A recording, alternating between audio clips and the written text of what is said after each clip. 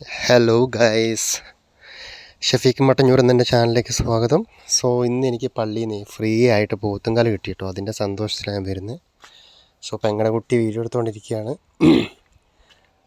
വലിയ കാലാട്ടോ, വലിയ കാല് കുറച്ച് പീസാക്കിയിട്ടാണ് എനിക്ക് തന്നേക്കുന്നത്. ഞാൻ ഫസ്റ്റ് ടൈമാണ് പോത്തുംകാല് ഇങ്ങനെ വാങ്ങുന്നതും സൂപ്പ് വെക്കാനാണ് ഞാൻ ഉദ്ദേശിക്കുന്നത്. ഇത്രയും സൈസിൽ വരുന്നുണ്ട്. ഈ 2 കവറിൽ ഫുള്ള് പോത്തുംകാല.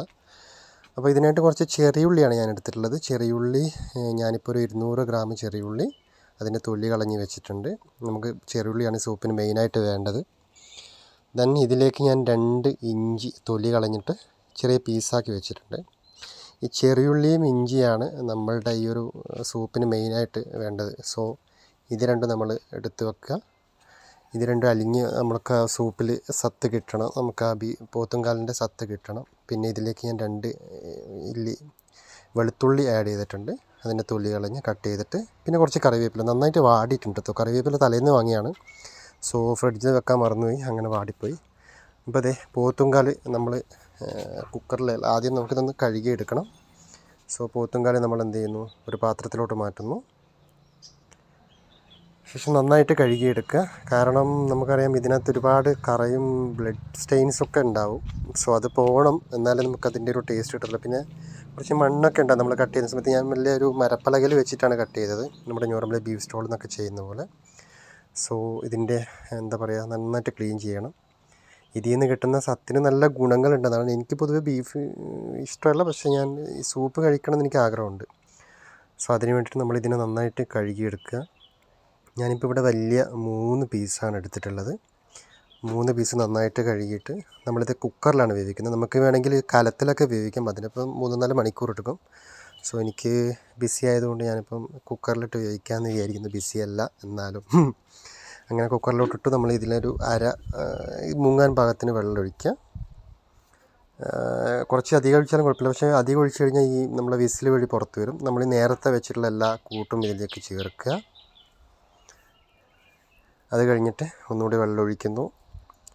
നമുക്കിതിനകത്ത് കുറച്ച് മസാല വേണം കേട്ടോ, എന്നാലേ ഇത് സെറ്റാകത്തുള്ളൂ. നന്നായിട്ടൊന്ന് ഇളക്കുക. ശേഷം അടുപ്പിലോട്ട് പോവുകയാണ്. നടക്കാനുണ്ട് കുറച്ച് അടുപ്പിലോട്ട്. ഞങ്ങളുടെ വീട് ചെറിയ വീടാട്ടോ, ഇങ്ങനെയൊക്കെ ചെയ്യാൻ പറ്റുള്ളൂ. കുറച്ച് കുരുമുളക് ഇതിന് വേണം. കുറച്ച് കുരുമുളക് ഇടുകയാണ് ഞാൻ.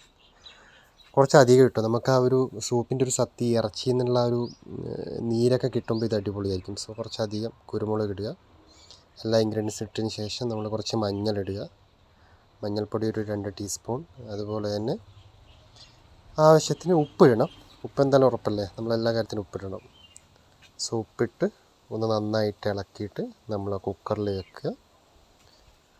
നന്നായിട്ട് ഇളക്കിയിട്ട് കുക്കർ അടച്ച് വെച്ച് നമ്മൾ കുക്കർ ഓൺ ചെയ്തു.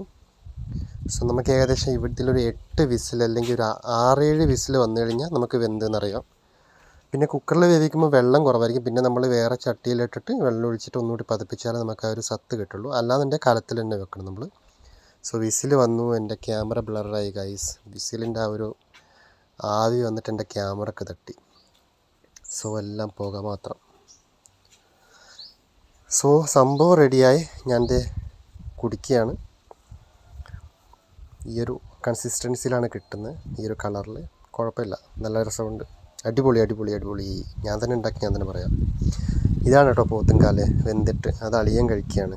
അതിൻ്റെ ഉള്ളിലൊക്കെ എന്തൊക്കെയോ ഉണ്ടെന്നും പറയുന്നു. ഇത്രയേ ഉള്ളൂ ഗൈസ്. അപ്പോൾ എൻ്റെ ചാനൽ സബ്സ്ക്രൈബ് ചെയ്യുക. Thank you.